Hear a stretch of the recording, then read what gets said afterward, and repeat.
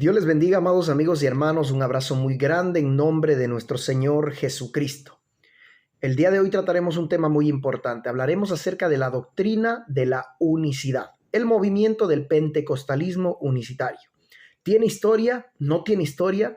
En realidad apareció en el año 1913, como se afirma, pues aquí el pastor presente y uno de los líderes más prominentes de la doctrina afirma rotundamente que sí tienen historia de más de 2000 años. Pues vamos a prestar mucha atención y veamos, sin antes mencionar qué es el pentecostalismo unicitario. El movimiento pentecostalismo unicitario, también llamado pentecostalismo del nombre de Jesucristo, es una de las 5 ramas del pentecostalismo moderno. Se caracteriza por practicar la doctrina de la unicidad de Dios, es decir, por no creer en la Trinidad y considerar al Padre, al Hijo y al Espíritu Santo como manifestaciones del mismo Jehová. Sus creyentes se caracterizan por practicar el bautismo en el nombre de Jesucristo en lugar de seguir la forma trinitaria del bautismo en el nombre del Padre, del Hijo y del Espíritu Santo. El pentecostalismo unicitario comenzó en el año de 1913 en un campamento a partir del cual se comenzó a cuestionar la doctrina de la Trinidad y se empezó a desarrollar la doctrina de la unicidad. Empezó en el año de 1913 el movimiento pentecostalismo unicitario. Estos pentecostales bautizados en el Espíritu Santo comenzaron a bautizarse en el nombre de Jesús. Ahora, hay una diferencia muy grande entre movimiento pentecostal unicitario y el unitarismo. Vamos a ver qué es el unitarismo. La doctrina unitaria y unicitaria son totalmente distintas. No es lo mismo. Lo dicen también los grandes apologistas que defienden la doctrina unicitaria. La unicidad y el unitarismo son 2 doctrinas totalmente distintas. El unitarismo es una corriente teológica de un sector del cristianismo protestante que cree en un Dios unipersonal y sostiene que Jesucristo no es el mismo Dios. El unitarismo es estrictamente monoteísta y cree que existe solo un único Dios, el Dios Padre o Yahweh, conformado por una sola identidad. Ellos sí tienen historia y a lo largo del video que veremos yo les voy a mencionar claramente cuál es la historia. Ellos sí aparecieron a principios de los años, en el primer siglo, en el segundo siglo, y tienen una historia. Pero la doctrina unitaria, la unicitaria, nos dice claramente que empezó en el año de 1913. Vamos a prestar mucha atención a lo que dice el pastor Álvaro Torres. Tema grande.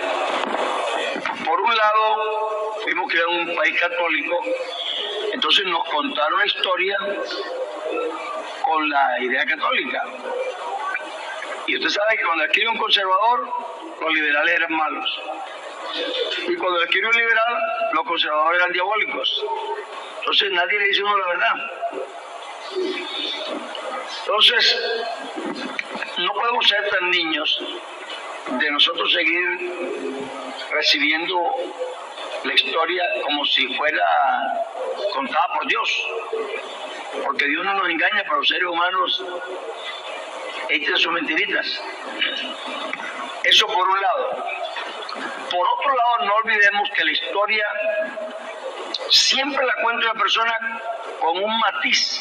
Él tiene una idea y él lo ve con esa interpretación. Entonces, así nos la cuenta. Y los evangélicos cometieron el mismo error que los católicos porque nosotros estamos en la mitad del camino. Ni nos aceptan los evangélicos, ni nos aceptan los católicos. Usted puede darse cuenta primeramente que él dice que es una doctrina en la cual se encuentra en el medio, porque no lo aceptan ni los católicos y tampoco los evangélicos. Pues usted podrá dar su propio criterio o su propia conclusión, el por qué nadie los acepta. Él mismo lo va a mencionar dentro de poco, porque siempre a lo largo de la historia la unicidad ha sido no solo la unicidad, también el unitarismo ha sido considerado una herejía. Así que preste mucha atención a lo que él va a decir. Entonces, nosotros no nos encontramos con nuestra historia casi por ninguna parte. Y como todos nos han enseñado, casi que que el mundo cristiano arrancó de la Reforma con Lutero. Y si no, los pentecostales nos tienen lavado el cerebro con que en la calle Azusa, ahí fue. Y entonces... Esto que él acaba de mencionar en la calle Azusa, dice, el avivamiento de la calle Azusa fue una serie de reuniones de avivamiento pentecostal que tuvieron lugar en Los Ángeles, California, dirigidas por el predicador afroamericano William J. Seymour. La primera reunión se realizó en 14 de abril de 1906 en la Iglesia Metodista Episcopal Africana y las siguientes se sucedieron hasta alrededor de 1915. Todos quieren parecerse a la calle Azusa y como allá hubo gente que se revolcaba, entonces nosotros todos tenemos que revolcar porque la calle Azusa se revolcaba. Cuando yo estaba muchacho, yo sí sufrí un problema al contemplar eso. Entonces, la doctrina de Dios desapareció de la tierra y reapareció ya en el año 1900, es decir, siglo XX.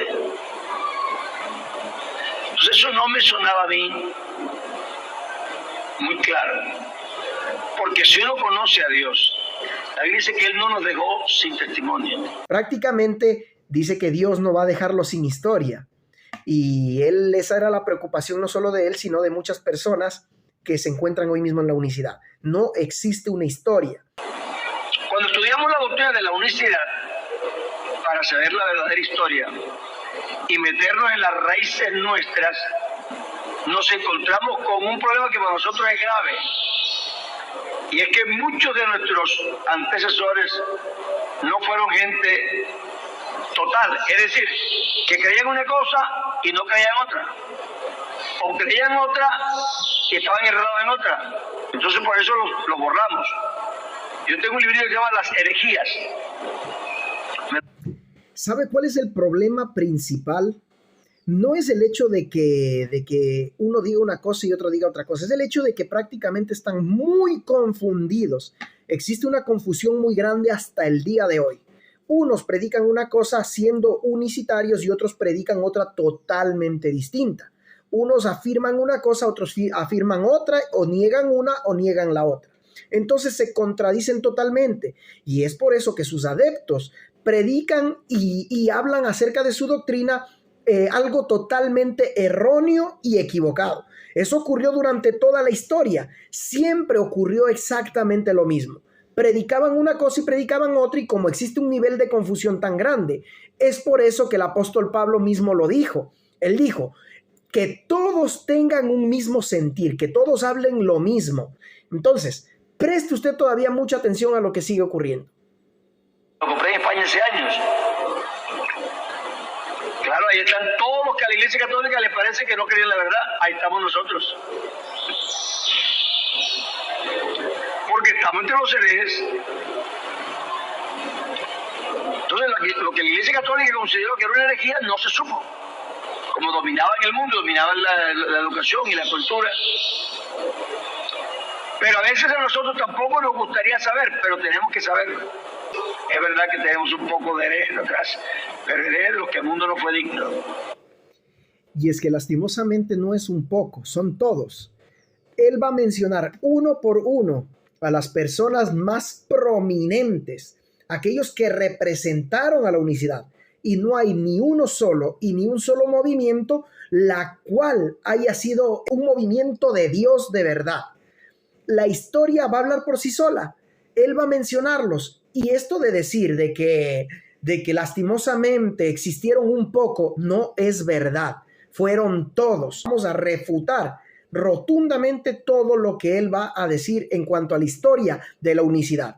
¿El tema cuál es? La historia de la unicidad.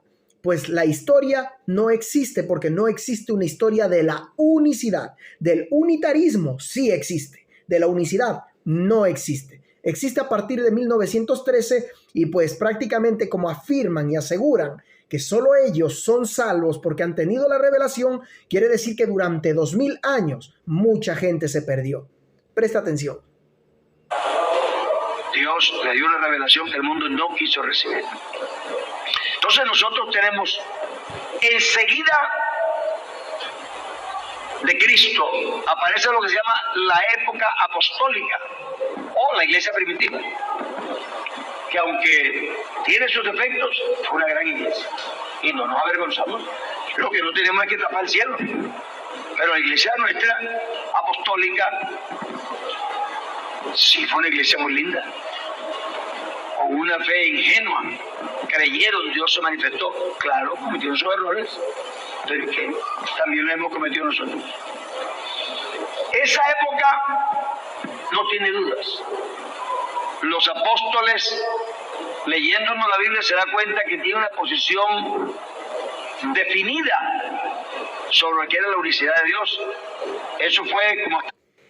Yo creo tristemente que no es absolutamente cierto lo que él está diciendo, porque si los apóstoles hubiesen entendido la unicidad, nunca jamás un unicitario se hubiese permitido nombrar o saludar a su iglesia diciendo: gracia y paz a vosotros de Dios, nuestro Padre, y del Señor Jesucristo.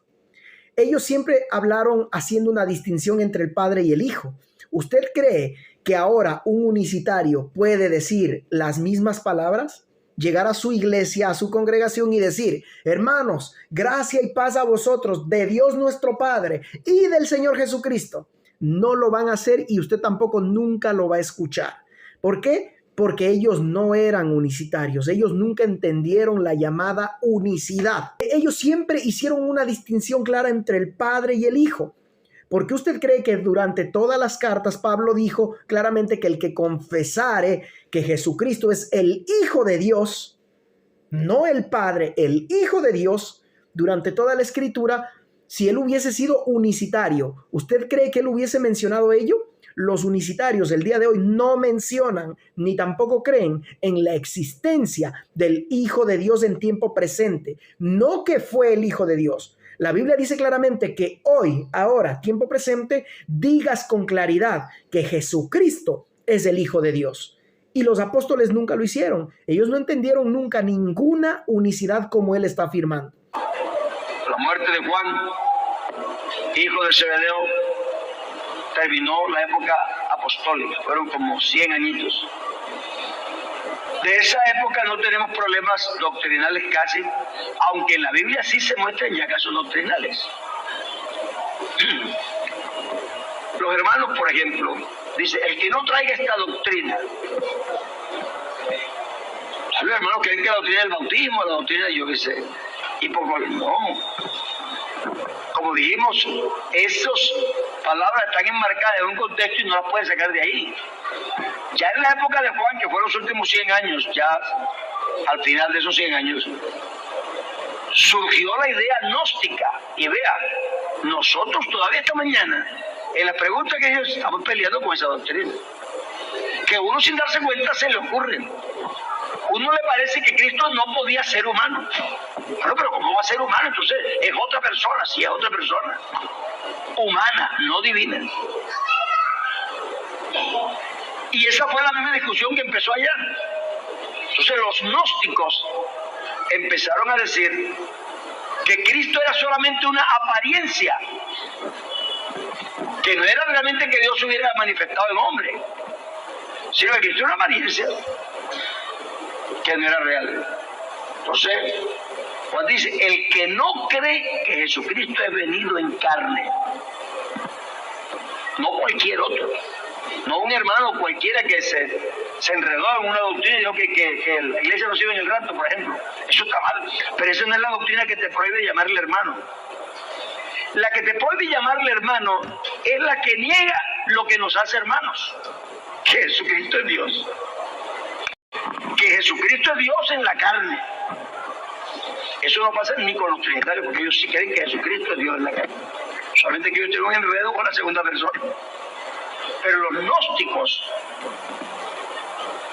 tenían esa creencia, y algunos hermanos nuestros tienen por tener el temor de decir: no, que Cristo no puede ser tan hombre, tampoco tan humano. Está el temor. Eso es lo que lleva al gnosticismo, a creer que verdaderamente Cristo no era manifestación de Dios en la carne, sino que era una apariencia. Esa discusión que yo respondí con el misterio que permanece, eso es ni más ni menos. Claro que sí, qué bueno que lo reconoce. Él está afirmando rotundamente que el que se manifestó en carne fue Cristo, Jesús, aquel que estuvo desde el principio de la creación, lo dice la palabra. El que se manifestó en carne fue Cristo. ¿Y quién es Cristo? El Hijo de Dios. ¿Quién se manifestó en la carne? El Hijo de Dios. Él se manifestó en carne. Por eso se cree fielmente en la preexistencia de Jesucristo, del Hijo de Dios. En el principio era el Verbo, y el Verbo era Dios, y el Verbo era con Dios. Este era desde el principio con Dios, dice la palabra. Entonces, Jesucristo siempre existió como Hijo, estuvo siempre. Y se manifestó en la carne, porque la Biblia dice, para esto fue manifestado el Hijo de Dios, para deshacer todas las obras del diablo. En esto estamos de acuerdo. Pero sigamos, porque lo importante aquí en este tema es la unicidad, la historia de la unicidad. La discusión de los hermanos era, el uno quería meter a Cristo en el vientre y ser como cualquiera persona pecado, pues será pecaminoso, no sé cómo. Y el otro diciendo que no, que las uñas de Jesucristo eran divinas y los vellos también y todo.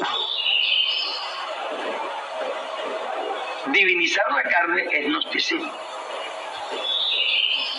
Nosotros creemos que Jesucristo fue hombre. Campo Elías cayó en una doctrina que aquí la menciono también, de ese tipo. Él al principio dijo que Jesucristo no era Dios, sino que se decía que era Dios porque Dios estaba ahí. Y parece muy sutil, ¿verdad? Pero no es lo mismo. Entonces, después de la época apostólica, apareció la época posapostólica, que es inmediatamente después del año 100. En esa época empiezan a surgir las diversas ideas acerca de Cristo. Y yo les prevengo, toda persona que trata de explicar a Cristo se enreda. Toda. En absoluto. Todos los movimientos de la historia. Creer en Dios no tiene problema. Dios el Padre, Dios y Dios ya. El Espíritu Santo, en realidad no, porque Dios es Espíritu. Pero cómo Dios se hizo hombre. Sí, porque la gente primero no puede aceptar que un Dios santo, infinito, se haga hombre. Entonces dice, no, tiene que haber algún truco. Es que no hay ningún truco. Así como él está afirmando que Dios no se puede hacer hombre, nadie lo niega. Todos sabemos perfectamente que Dios se puede hacer hombre. Lo que ellos no entienden es que ese Dios pueda ser compuesto. Como absolutamente todo en el universo entero es compuesto, no existe nada que sea único y singular y se valga por sí mismo. Dios es compuesto de Padre, Hijo y Espíritu Santo en un solo Dios, una sola esencia. Entonces, a ellos no les cabe en la cabeza que pueda existir un Dios compuesto. Si es el Dios todopoderoso, Él puede hacer lo que quiera, cuando quiera y como quiera.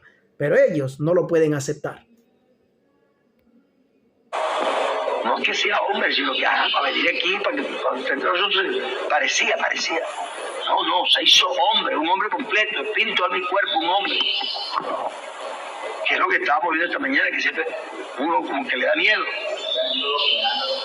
Sí, es que si no era un ser humano. No es la primera vez que el pastor en todas sus predicaciones o enseñanzas les dice a todos los oyentes que tienen miedo, que por qué dicen una cosa y por qué afirman o niegan otra, por qué tienen miedo, y es que tienen miedo. ¿Sabe por qué? Porque están confundidos, porque no tienen la verdad, porque ya no saben qué decir ni qué predicar, porque el uno dice una cosa y el otro dice otra, entonces ya no saben qué decir. Aquí lo interesante y lo importante es leer la Biblia y escudriñarla de principio a fin. Y usted se va a dar cuenta que no necesita interpretaciones de otras personas, de líderes religiosos, ni de absolutamente nadie, ni libros de teología, ni absolutamente ningún otro libro que no sea la Biblia, la palabra de Dios. De principio a fin, la Biblia es clara porque tiene un solo lenguaje universal para cualquier persona, sea china, sea alemán, sea italiano, sea francés, sea lo que sea. Una sola interpretación, que con la ayuda del Espíritu Santo que nos guía toda la verdad, entendemos la palabra. Y sigamos prestando atención. Usted no tiene un ser humano que tenga nada más cuerpo. No hay. Si él se hizo humano, tuvo que ser un ser completo. Pero ninguna parte del ser ese es otro ser. Es el ser completo, nada más. Entonces, todas las teorías de perversión de la doctrina tienen que ver con la explicación de cómo Cristo es Dios. Es que no, los únicos que se hacen problema es usted y sus adeptos, aquellos que a usted le siguen, porque la Biblia es muy clara. Y de principio a fin, hasta el Apocalipsis, existe un Padre y un Hijo, y se los menciona siempre, y también a un Espíritu Santo. Se los menciona durante toda la Biblia. Hay una distinción clara y real entre el Padre y el Hijo. Siempre existe la misma distinción. Sin embargo, ustedes han enredado a todos los adeptos diciéndoles que él mismo se hablaba, que él mismo se respondía, que él mismo subió, que él mismo bajó, que él mismo se manifestó, que él mismo hizo todo. Y prácticamente para ustedes, el Padre se llama Jesús, el Hijo se llama Jesús y el Espíritu Santo se llama Jesús y este Dios se llama Jesús.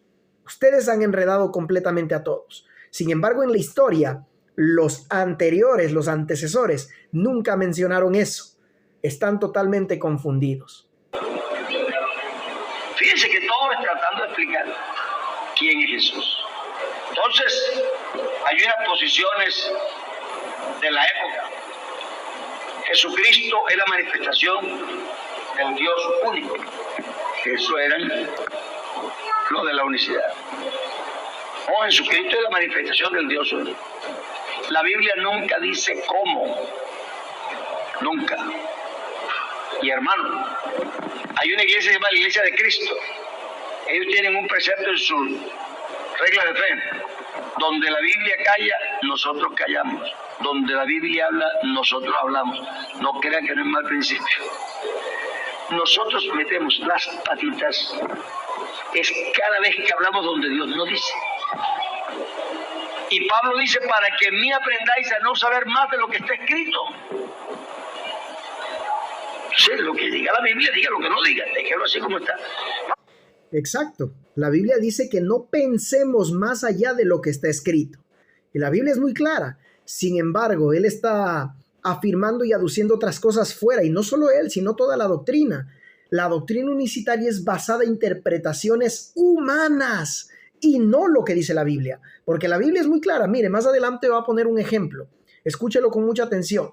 Y lo que dice la Biblia es muy claro y no hay que pensar más allá fuera de lo que está escrito. Él mismo lo está mencionando. Pero lo que aquí vemos incluso es que está mencionando la unicidad, que todos eran unicitarios. Ni siquiera sabe distinguir lo que es unicidad de monoteísmo. El monoteísmo es la creencia en un solo Dios y eso nadie le va a quitar. La Biblia es estrictamente monoteísta. Aquí el problema es si ese Dios es o no compuesto, o es único y singular y se llama Jesús y es el Padre y se acabó. Y no existe un Hijo ni tampoco un Espíritu Santo. Pero qué extraño porque la Biblia dice que el Espíritu Santo proviene o procede del Padre y el Hijo también procede del Padre. Sin embargo, con las ilustraciones o creencias o interpretaciones de ellos, han arrastrado a muchos adeptos a pensar algo totalmente distinto y fuera de lo que dice la Biblia. Preste atención. Es que la gente pregunta, no se preocupe, usted no tiene que responder todo. Jesucristo no lo respondió todo. Pero como uno cree que tiene que quedar bien con la gente y hay que dar respuestas, no, lo que Dios no ha dicho, no ha dicho. Los secretos pertenecen a Jehová, dice la Biblia. Entonces, no se metan en camisas de 11 varas, dando explicaciones de lo que Dios no dio explicación. Lastimosamente es que no existe ninguna explicación de todito lo que la doctrina unicitaria afirma. Cada vez que se les pregunta algo, tienen que inventar, interpretar o buscar en la Biblia algo que no existe. Y la Biblia dice algo totalmente distinto. Pero ellos, yo los entiendo. Entiendo perfectamente la postura y por eso es que se equivocan, por eso se confunden. Pero aquí les está manipulando Álvaro Torres diciendo que no respondan, tranquilos, que los secretos pertenecen a Dios. La Biblia es completa, concisa y rotunda. Moisés dice, Señor, muéstrame tu rostro. Presta atención a lo que le dice. Y Jehová le ha dicho, no me verá hombre y vivirá. Pero ponte ahí, te mostraré mis espaldas. Pero tendré misericordia del que tendré misericordia. Y me compadeceré del que me compadeceré. Presta atención. Dígame usted una cosa, porque usted está leyendo, ¿cierto? Usted está leyendo. ¿Por qué tengo yo que hacerle a usted una advertencia como esa? Porque le voy a mostrar mi espalda. ¿Por qué? ¿Por qué tengo yo que decirle, te voy a mostrar mi espalda, pero tendré misericordia del que tendré misericordia? Y me compadeceré. ¿Por qué? Eso quiere decir que Dios no le mostró ninguna espalda porque Dios no tiene espalda. Dios le iba a mostrar algo que él iba a ver, que él no iba a entender. Es decir, ay, esto es porque tuviste misericordia de esta gente, y por qué te compadeciste de esto. Y yo digo, no me preguntes, tendré misericordia que tendré misericordia. No es verdad, está manipulando el texto completamente. Eso que él está diciendo es un texto fuera de su contexto, totalmente. Dice la Biblia, dice en el versículo 20, dijo más, no podrás ver mi rostro porque no me verá hombre y vivirá. Y dijo aún Jehová, he aquí un lugar junto a mí y tú estarás sobre la peña. Y cuando pase mi gloria, yo te pondré en una hendidura de la peña y te cubriré con mi mano hasta que haya pasado. Después apartaré mi mano y verás mis espaldas, mas no se verá mi rostro.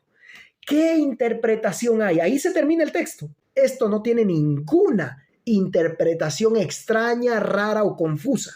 Es muy claro que Dios no quería permitir que Moisés vea su rostro. Lo único que le permitió que vea es sus espaldas. Es todo. Todos lo interpretamos de esa manera. Pero él, manipulando los textos, está convenciendo a pensar en otra cosa.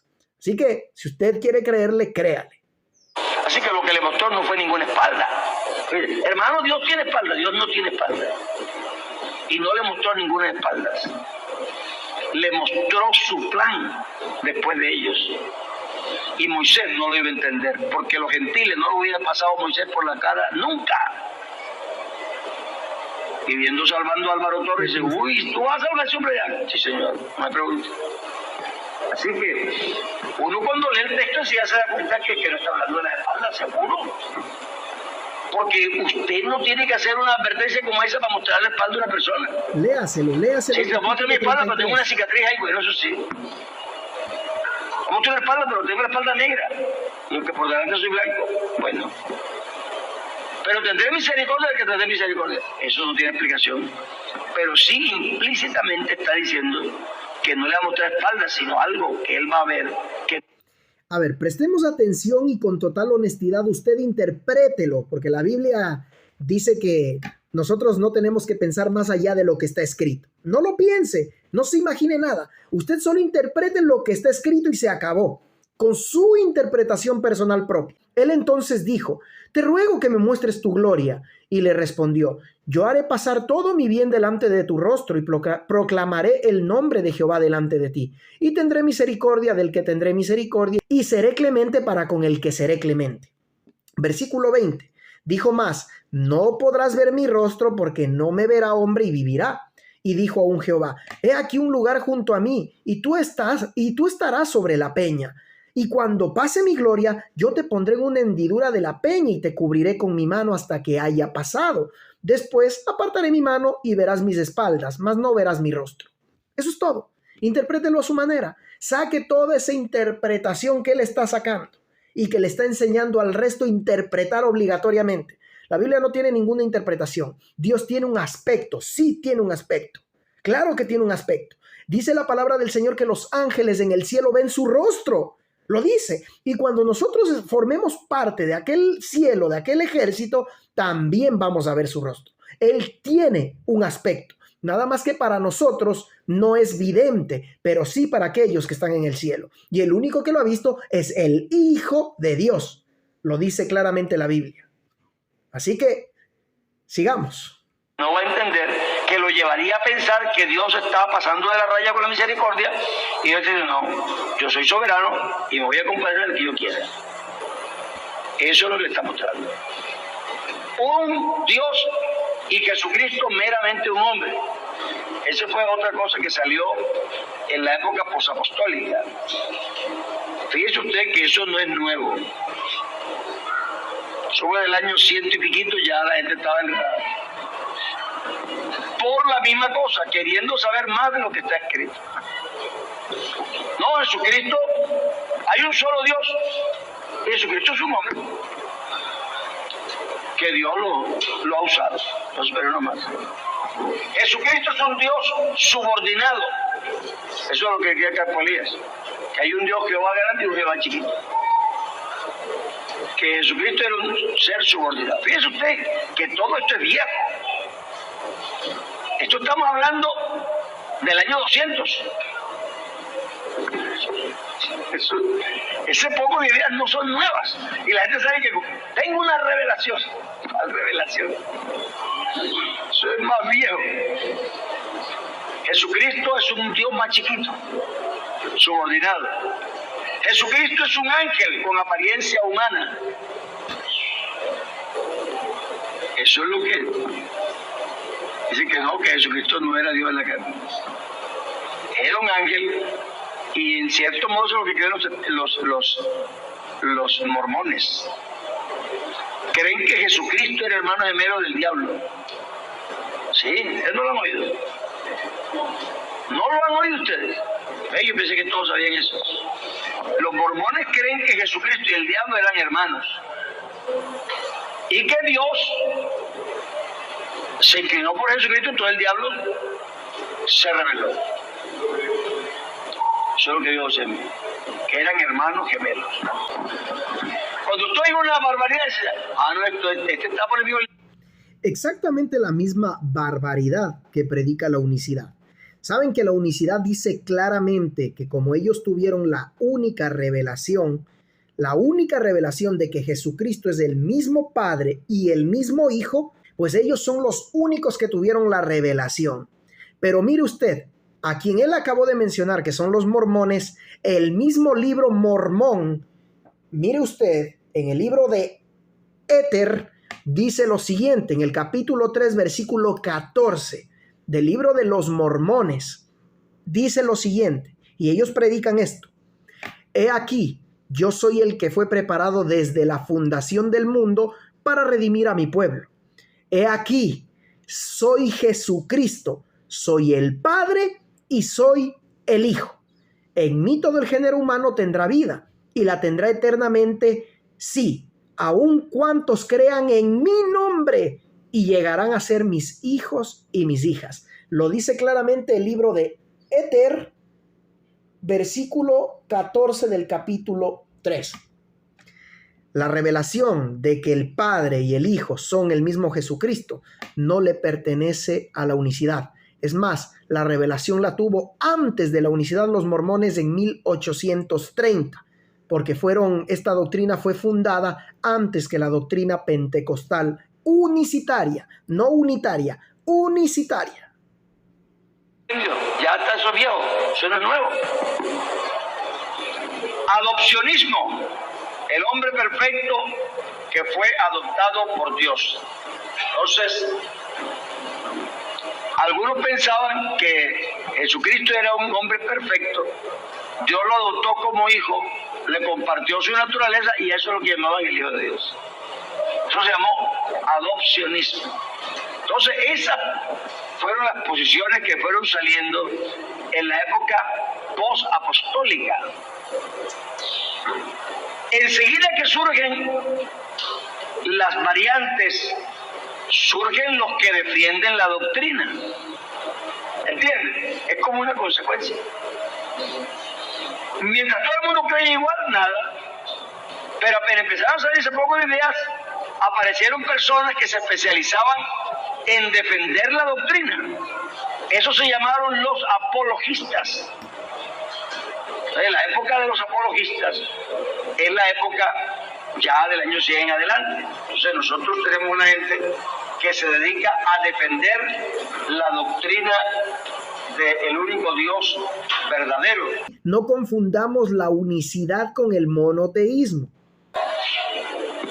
Aparecen hombres de cierto prestigio defendiendo la doctrina. Así que tenemos Ojo, que está mencionando que aparecieron hombres, estos hombres de Dios de prestigio que defendieron la doctrina unicitaria desde el principio. Aquí se va a inventar una historia que usted se va a quedar sorprendido. Lo vamos a refutar contundentemente. Época apostólica, la posapostólica y los apologistas, la época de la defensa de la doctrina. Eso nace como una reacción a las enseñanzas que ya empezaban a ser torcidas. Siempre habrá quien defienda la doctrina. En la época de los apologistas, marcada por los defensores de la fe, que eso es lo que significa, aparecieron Ignacio, Epígono, Praxeas e Ireneo. Yo creo que ustedes han oído mucho a Praxeas e Ireneo, que son los que más se mencionan. Y hay muchos escritos. En realidad, no tenemos escritos de estas personas, sino tenemos escritos hablando en contra de ellos. Así sabemos que lo que ellos querían, lo que pensaban. Porque a esta gente las quemaron, los mataron y sus obras las quemaron también. Entonces, inmediatamente, esto ha sido como el año 120 y pico ya, 150, cuando aparecen esos puntos de vista, la gente que defiende la doctrina, y empieza la persecución contra los que se mantienen fuera. En el año 215 aparece uno de los más destacados exponentes de la unicidad, que es Sabelio. Sabelio fue una de las personas que siguió enseñando que Jesucristo era la manifestación del Dios Todopoderoso. También apareció Arrio, que es el fundador de la idea, no de los testigos, pero de la idea de los testigos de Jehová. Decía que Jesucristo era un hombre perfecto. Los arrianos y los sabelianistas. Pero Sabelio fue un hombre muy hábil. Él fundó lo que se llamó el modalismo. Es decir, él decía que el Padre y el Hijo eran solamente modos en que Dios el único se manifestaba y no personas. Entonces se llamó modalismo a la explicación de que el Hijo y el Espíritu son solamente modos diferentes de manifestarse el mismo Dios. También se llamó el modalismo monarquianista, de monarquía, de soberanía. Entonces, el soberanismo monarquianista o el monarquianismo es el sabelianismo. Sabelio discutía que Dios se había manifestado como un hombre y que no había otro Dios sino una forma diferente. En esta época, por ahí empezó a usarse ya la palabra persona.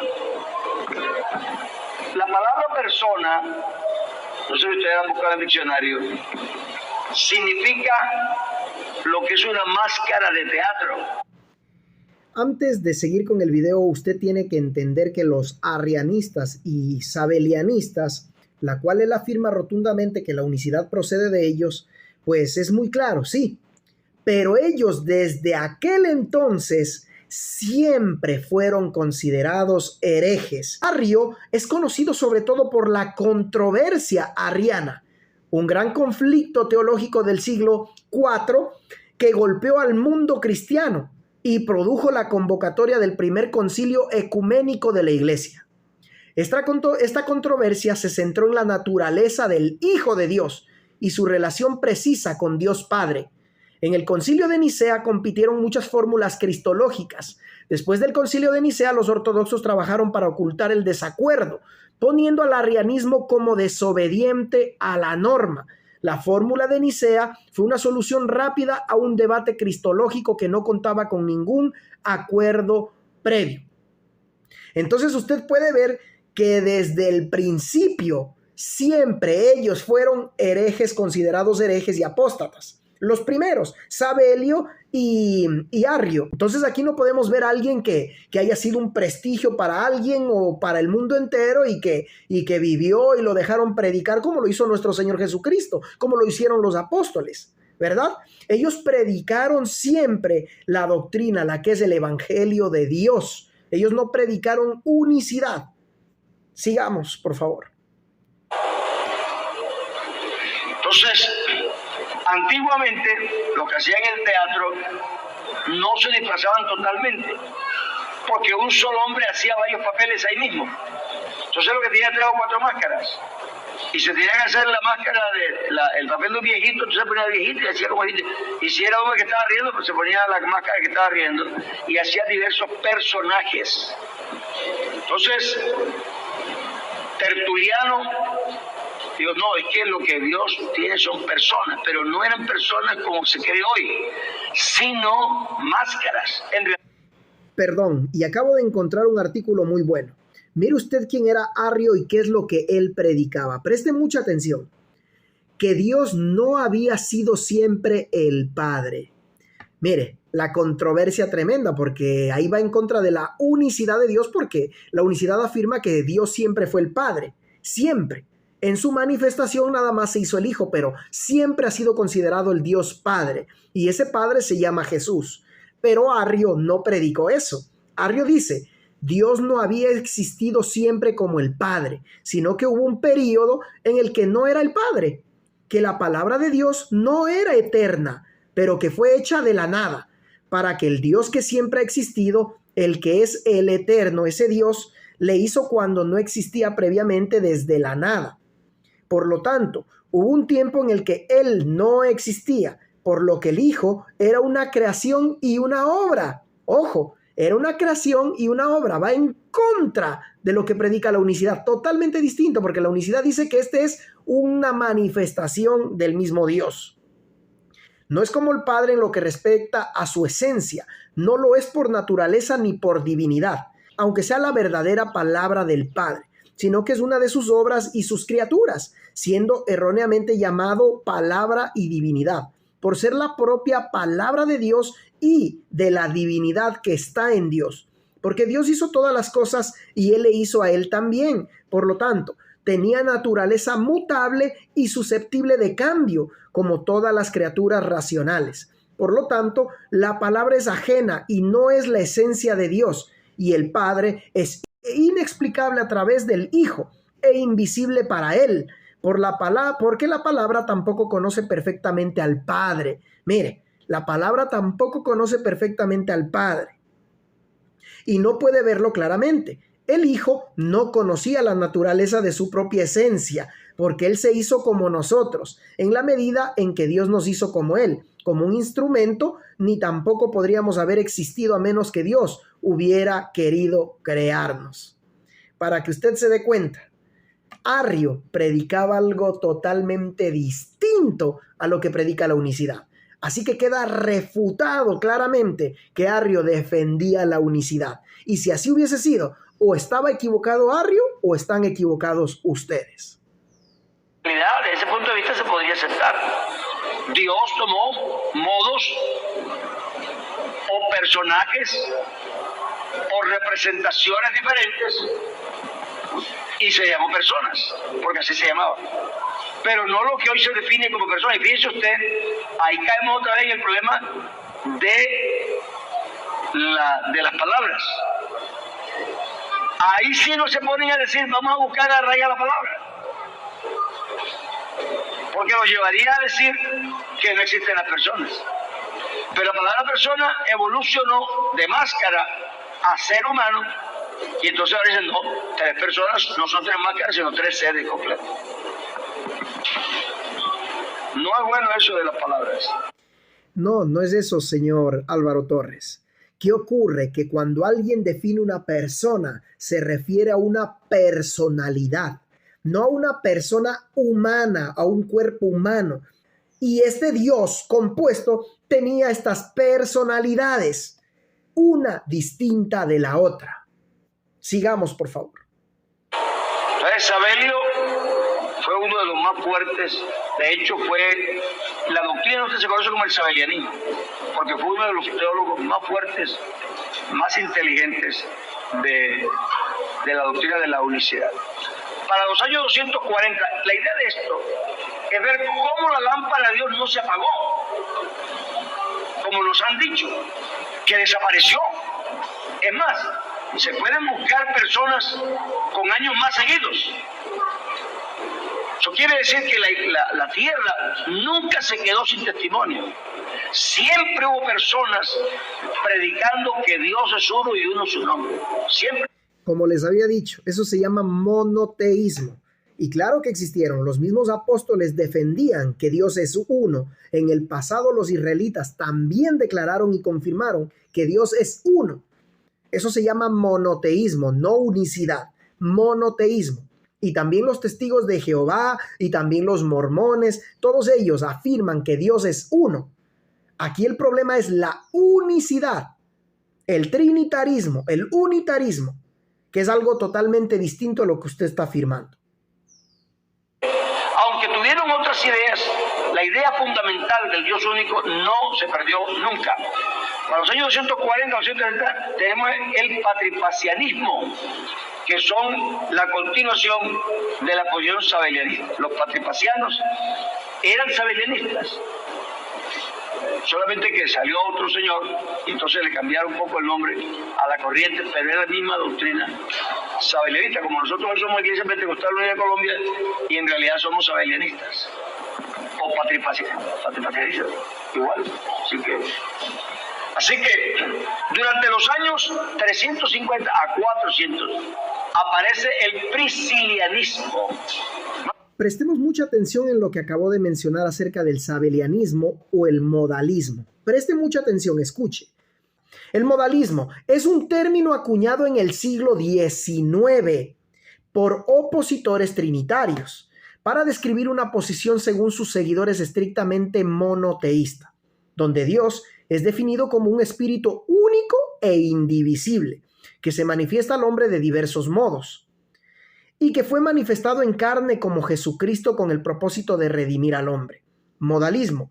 Dicha doctrina había sido conocida con término como monarquianismo, o la creencia en un solo rey o monarca, que es Dios. Sabelianismo o herejía sabeliana, contra la que luchó en el siglo IV San Basilio Magno. Los pentecostales del nombre de Jesucristo defienden la teología modalista, aunque prefieren utilizar el término unicidad de Dios.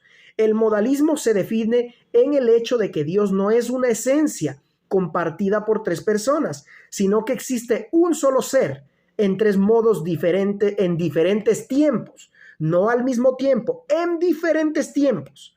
Los pentecostales del nombre, a diferencia de la posición de Sabelio, creen que en el Antiguo Testamento Dios se manifestó como Padre. En el Nuevo Testamento, durante su encarnación, se manifestó como Hijo, y desde el Pentecostés hasta el día de hoy como Espíritu Santo. Mire que hay una diferencia grande entre el sabelianismo, entre Sabelio, lo que él predicaba, con la pentecostal unicitaria, el pentecostalismo unicitario. Ellos creen que Dios existió en tres modos diferentes. El priscilianismo fue un movimiento muy poderoso. Prisciliano dio origen a este movimiento. Y leyendo la historia, a uno casi le hace hablar en lenguas, porque a uno sí le da alegría verlo. Aquí también él dice que a uno le da ganas de hablar en lenguas cuando habla acerca del priscilianismo. ¿Qué dice del priscilianismo? Fue la doctrina cristiana ascética, posiblemente de tintes gnósticos, predicada por Prisciliano en el siglo IV. Sus enseñanzas fueron condenadas como herejía en el Concilio de Braga en el año 561. anteriormente fue discutido en el Concilio César Augusto, que se celebró en Zaragoza en el año de 380 y en el primer Concilio de Toledo en el año 400. ¿Cuál es la creencia de estos priscilianos?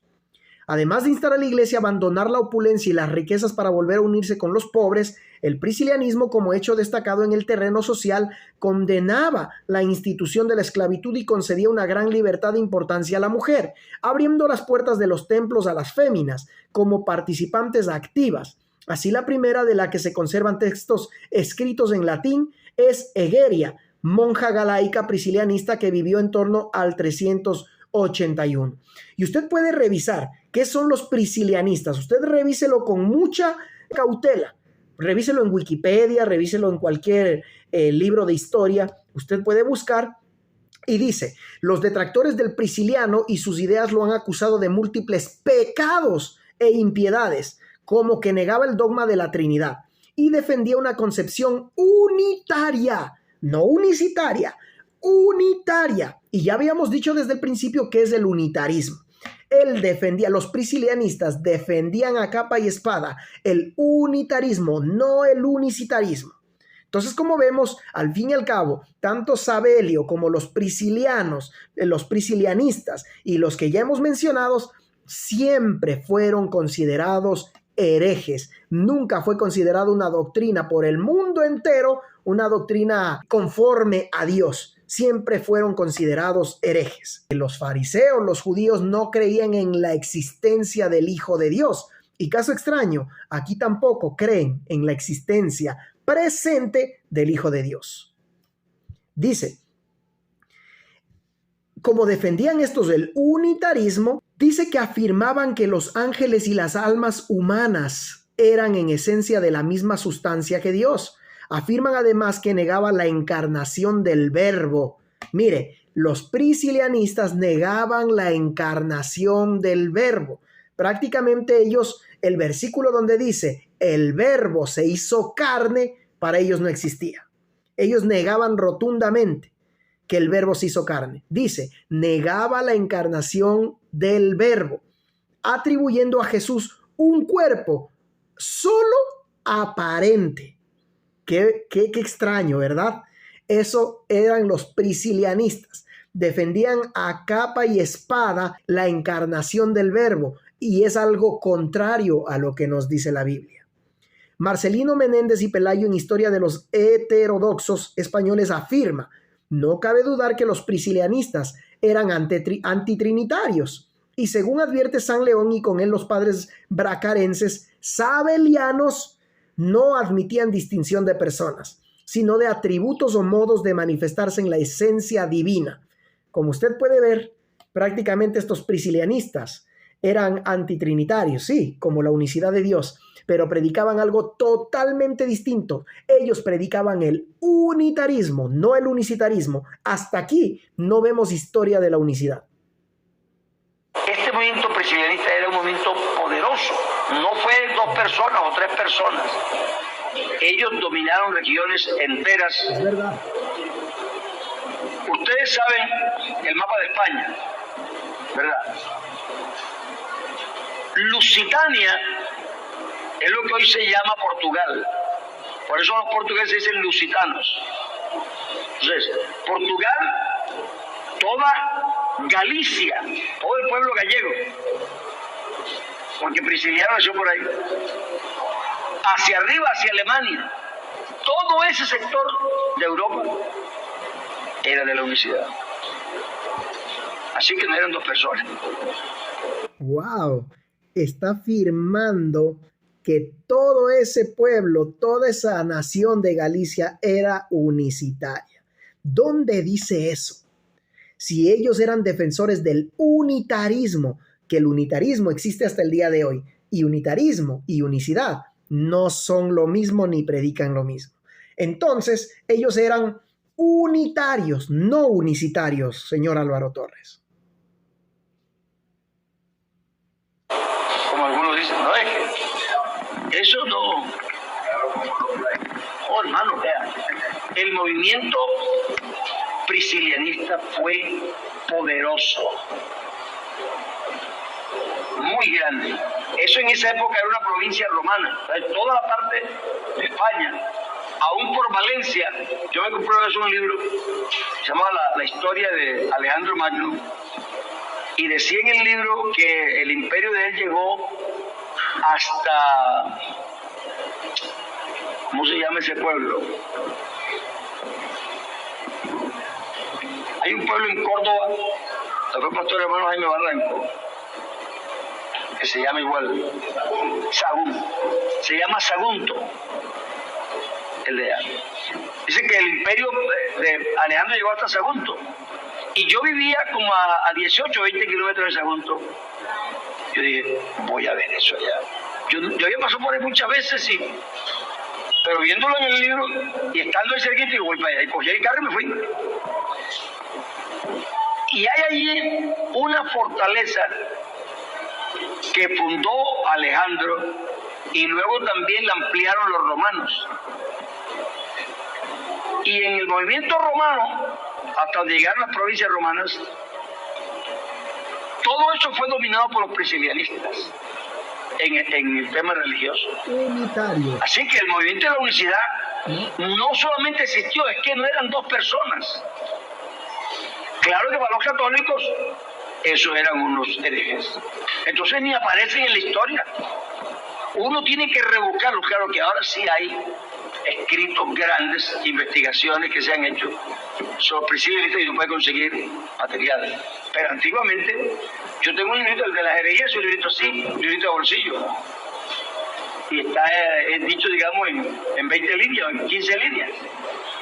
Pero no se dice en 15 líneas lo que hay que decir de los priscilianistas. Entonces, esta gente, gente muy poderosa, entre los años 350 al 400, Prisciliano llenó todo eso, y de los años consiguientes al 900 aparecieron los euchitas, le decían los orantes, porque hacían mucho énfasis en la oración. Así que desde el 350 hasta el 900, los priscilianistas dominaron gran parte de Europa con la doctrina del nombre. Eso también. Y prácticamente la doctrina del nombre. No, está totalmente equivocado. La doctrina del nombre empezó en 1913 y lo vamos a ver más adelante. Ellos predicaban el unitarismo, no confunda a la gente. Ellos no predicaban una doctrina del nombre, no existía en absoluto ello. Nos da a nosotros una idea de la obra misionera. Nosotros creemos que el mundo y que no tienen el mensaje del nombre. Lo que pasó es que lo perdieron, pero lo tuvieron antes que nosotros. El último avivamiento que ha habido en el mundo ha sido el de América, porque el primer avivamiento se dio en Asia Menor, toda África. Hoy día la gente dice que pobre africano no. Ellos escogieron subir a Satanás con su hechicería y sus vagabunderías, pero tuvieron la doctrina del nombre. Todo ese continente estuvo lleno. Y todavía se atreve a decir que los africanos conocían la doctrina del nombre y ellos eran del nombre. Imagínese usted, qué tan creyentes eran que el día de hoy ni siquiera existen. Ellos no creen en eso.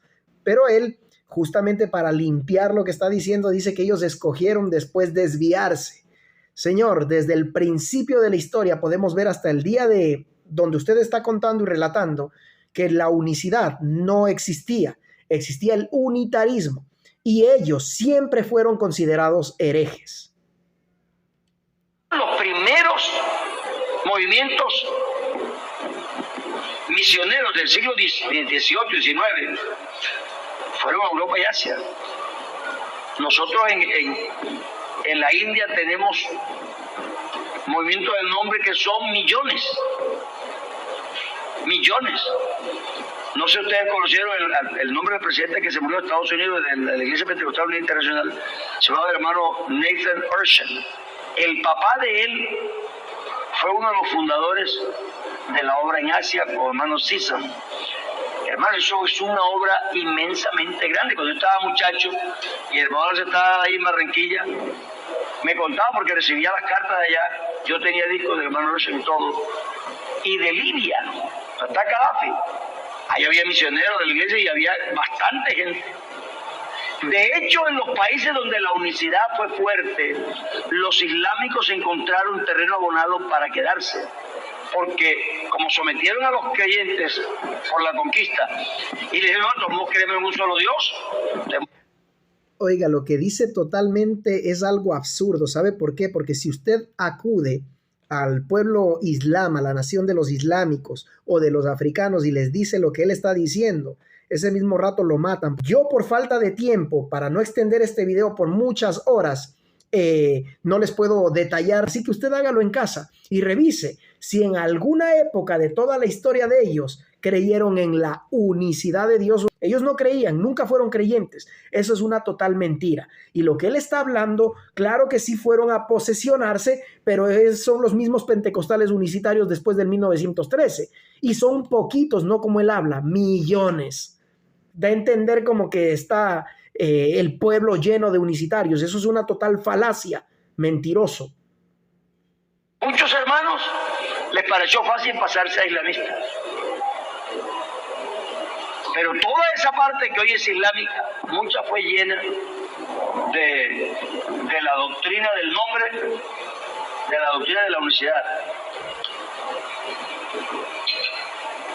Y estos euchitas orantes eran gente muy piadosa, entregada a la doctrina y a la oración, y eso que ellos fueron movimientos muy fuertes. Durante los años 1079 al 1142 encontramos un gran teólogo llamado Peter Abelard como paladín de la doctrina de la unicidad. Pedro Abelard. Ese es otro grande. Él nació en una provincia que es también francesa, Pierre.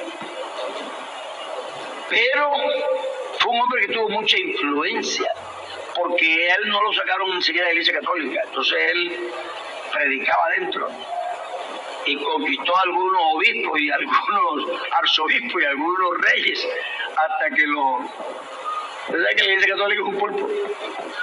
Hasta que lo aquietaron. Pero ya vamos por el año 1140 y todavía tenemos la doctrina vivita y coleando. En el 1292 al 1400. Ay, Dios mío. Tiene la doctrina vivita y coleando, dice, de la unicidad. Hasta este momento hemos refutado rotundamente que la doctrina pentecostal unicitaria no existía. Se defendía el unitarismo.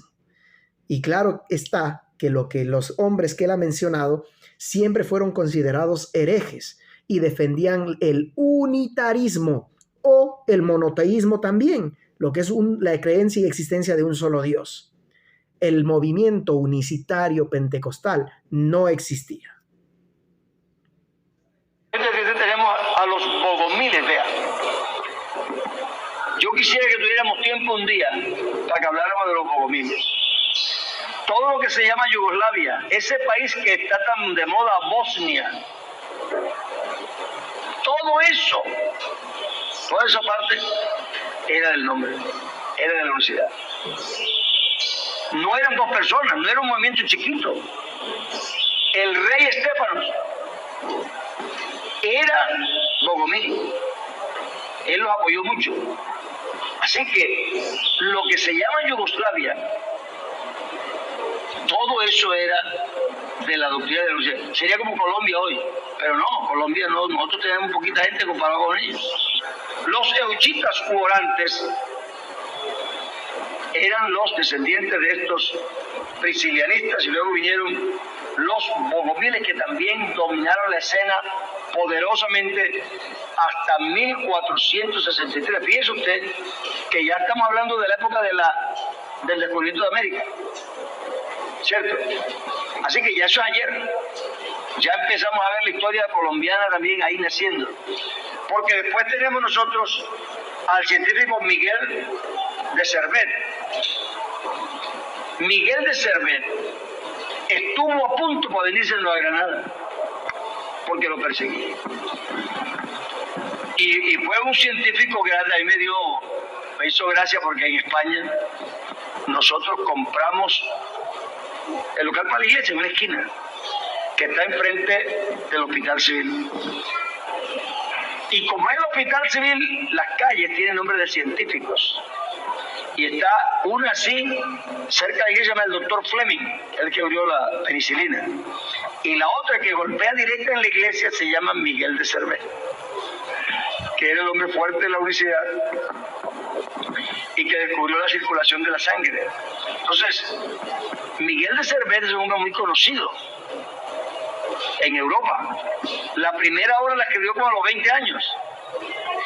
Y el hombre fue famoso en arquitectura, en un montón de cosas, porque esa gente de esa época, y se murió de como de 50 años, menos de 50, y ya era famoso.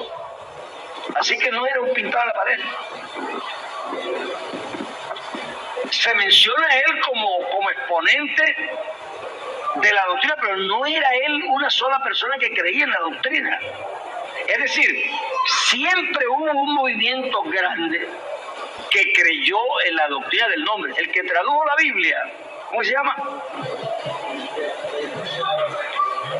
Ay, Dios mío, de verdad que este hombre ya no sabe qué más inventarse o decir para crear una historia totalmente falsa de la unicidad.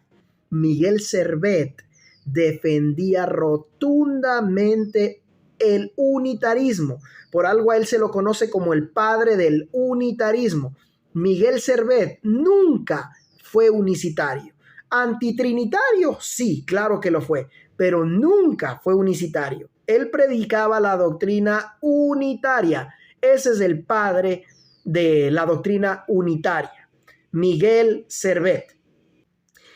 Este Miguel Servet no solo fue considerado un hereje por predicar la doctrina unitaria y defenderla, sino que también por ser un astrólogo. Dice, en 1537 se matriculó en la Universidad de París para estudiar medicina. Allí estudió junto a los grandes médicos de la época, enseñando matemáticas y medicina en la universidad. Sin embargo, pronto se encontró en dificultades, puesto que dictaba cursos de astrología, en el que defendió la influencia de las estrellas en los eventos futuros. ¿Usted sabe quiénes son ellos? No sé si ha visto alguna vez Walter Mercado. Los que hablan del futuro, o sea, los que predicen el futuro junto a las estrellas utilizando la astrología, los astros, los cometas, los signos zodiacales. Eso hacía Miguel de Servet, lo cual junto con un opúsculo en el que describió el uso de jarabes para administrar los remedios de la época, le enfrentó con la comunidad universitaria. Entonces, como usted puede ver, prácticamente este Miguel Servet no solo defendía la doctrina unitaria, sino que también era un astrólogo muy conocido y reconocido, y pues defendía totalmente la creencia de los astros. Ahora, usted recuerda que él mencionó a Peter Abelard, ¿verdad? Aquel francés que defendió la doctrina unicitaria capa y espada, así que fue un prominente. ¿Sabe lo que dice la historia de este individuo? Abelardo, conocido en el medioevo como Golia, que significa demoníaco, estuvo particularmente orgulloso de este sobrenombre, firmando con él alguna de sus cartas. Mire, él firmaba con el nombre de demoníaco sus mismas cartas. ¿Usted cree que un hombre de Dios o un hijo de Dios, por más que te tilden de lo que sea, va a firmar sus cartas con ese sobrenombre? Pues él sí lo hizo. Gran parte de su vida es conocida gracias a su autobiografía, Historia de mis calamidades, un escrito a modo de consolatoria, como si lo escribiese a un amigo desafortunado, aunque en ella se da una visión victimista por parte de su autor. Nos sirve para hacernos una idea de la interesante y polémica vida de este peculiar genio. Como usted puede ver, este hombre no fue como él lo acabó de mencionar, un hombre prominente de la unicidad, en absoluto. ¿Sabe por qué? Porque él era totalmente católico y defendió el catolicismo y murió como un católico. Revíselo usted mismo por su propia cuenta. Sigamos.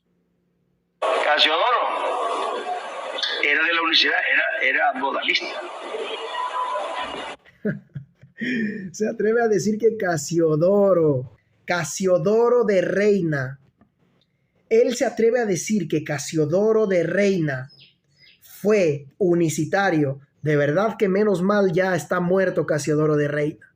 De lo contrario, yo estoy seguro que le decía sus cuantas verdades, ya que Casiodoro de Reina siempre fue trinitario, siempre, toda su vida. Y toda la Biblia Reina Valera y todas las versiones son todas trinitarias y no unicitarias.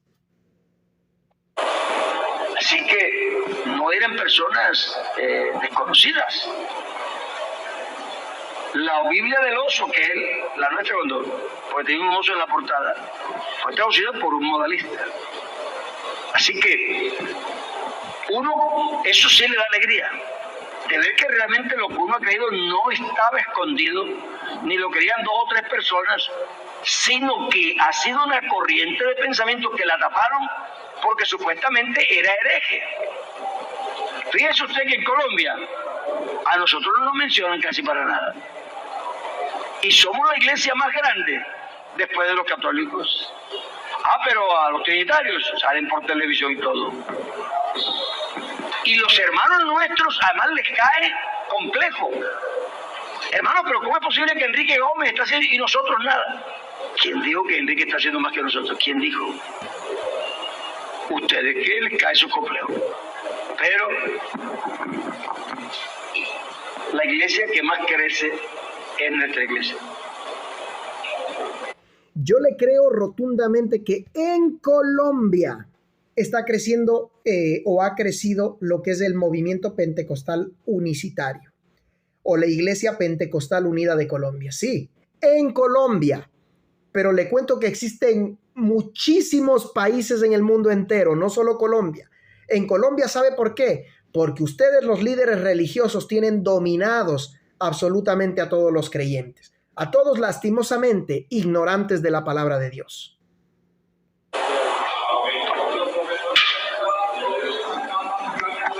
Sí, eso es así.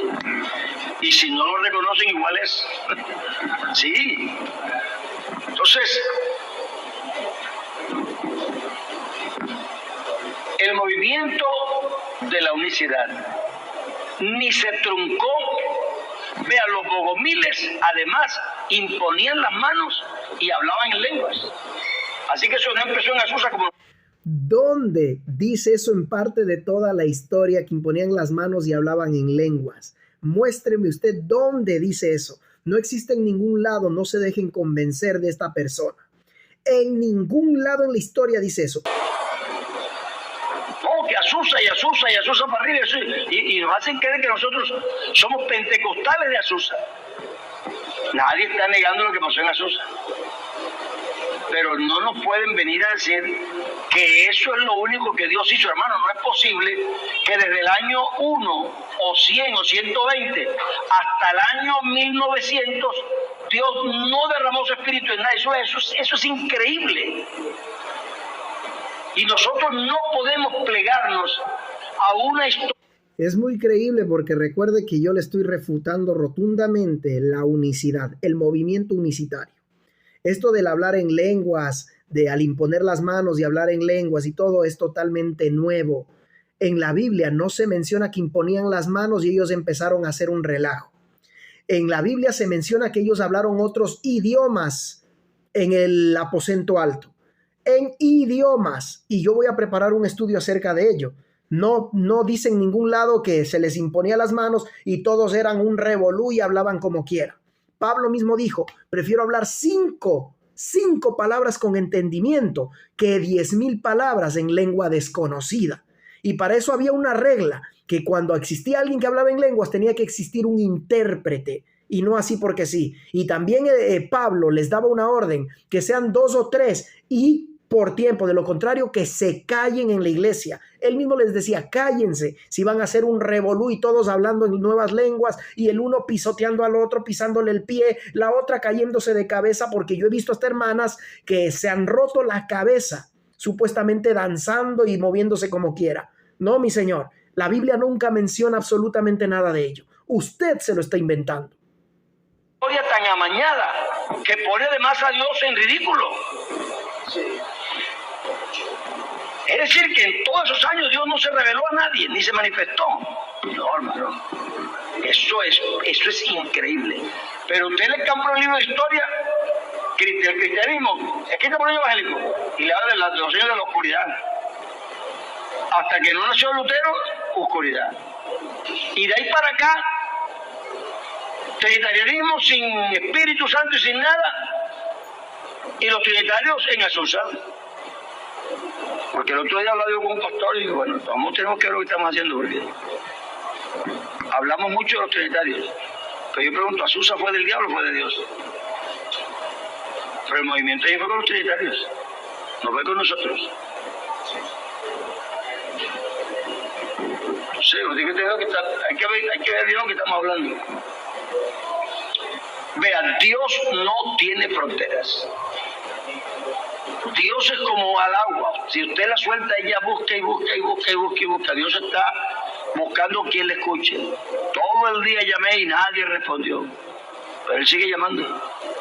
Y dice, si alguno, el que sea,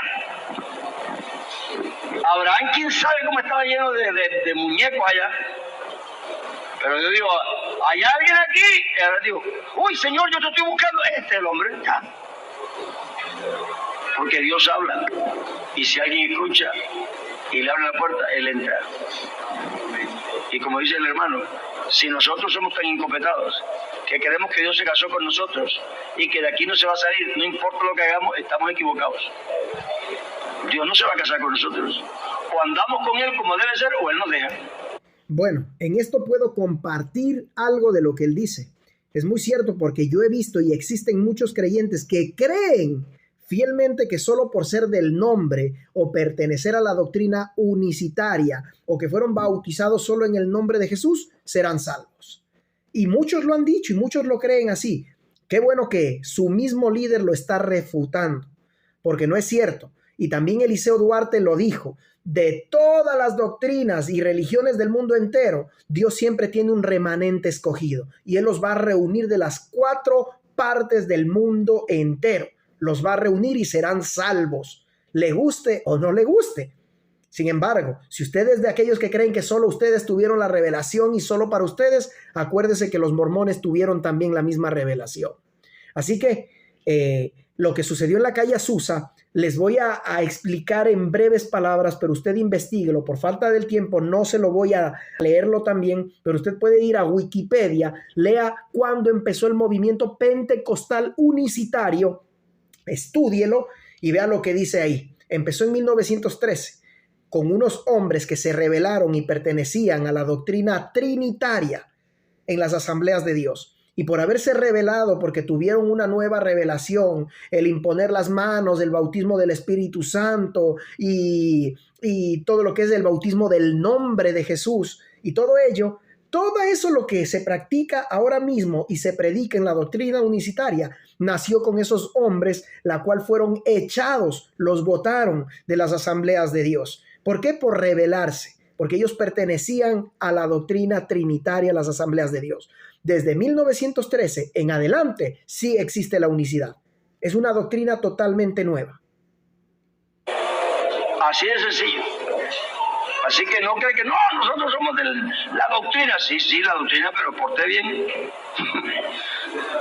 Portése bien, que Dios no se casa con nadie. Dios quiere que tengamos una vida consagrada a Él. Claro que sí. Y mire, preste mucha atención. Dice, las diferencias doctrinales abundaban y muchas organizaciones y denominaciones independientes surgieron del reavivamiento inicial. La Iglesia de Dios en Cristo se formó en 1907. Las Asambleas de Dios y la Iglesia Pentecostal Unida se formaron en 1914. La Iglesia Pentecostal de Dios fue fundada en 1919 en la Escuela Bíblica Sharon.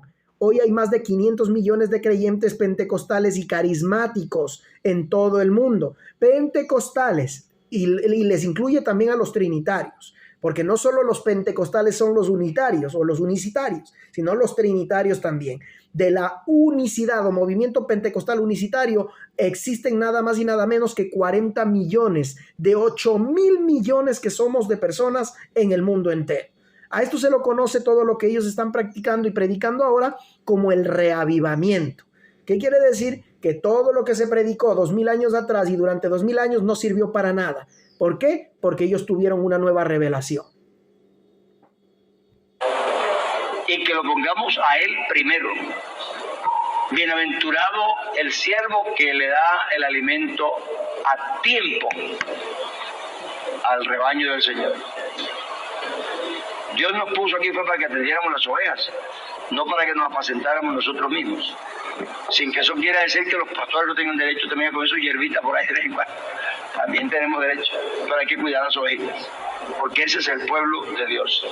Así que fue uno de los grandes de esa época. Cuando se descubrió América estaba Miguel de Cervera en su apogeo, hasta 1511, así que fue por ahí de 1400 a 1500. Sí, claro que sí, pero recuerde, defendiendo el unitarismo, no el unicitarismo. En la época de Colón, Cervera estaba en su apogeo.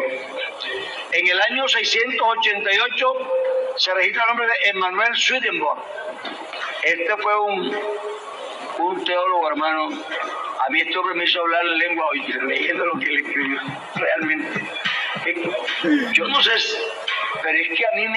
Usted se puede dar cuenta lo que acaba de decir, que le sigue dando ganas de hablar en lenguas cuando menciona a una de estas personas, tanto como los proselianistas que ya vimos quiénes eran. Es muy triste escuchar lo que dice este varón. Es muy triste y es necesario también orar por él. ¿Por qué? Porque está tan confundido, tan perdido, o quizás lo hace a propósito. No lo sé, yo no puedo juzgar a nadie. Pero la persona de quien va a hablar y a defender que es un teólogo, la cual le da ganas de hablar en nuevas lenguas, al mencionarlo, porque él defendió el unicitarismo. Mire usted lo que dice en la historia y biografía de Emanuel Swedenborg. Yo le voy a resumir, porque es bastante larga la historia, todo lo que este hombre o este varón enseñaba o predicaba, pero sí sería muy importante que usted revise quién fue este varón, Emanuel Swedenborg. Y mire lo que dice, le voy a comentar algo acerca de él. Swedenborg experimentó muchos sueños y visiones diferentes, algunos muy placenteros y otros muy perturbadores. Las experiencias continuaron mientras viajaba a Londres para avanzar a la República del Regnum Animale.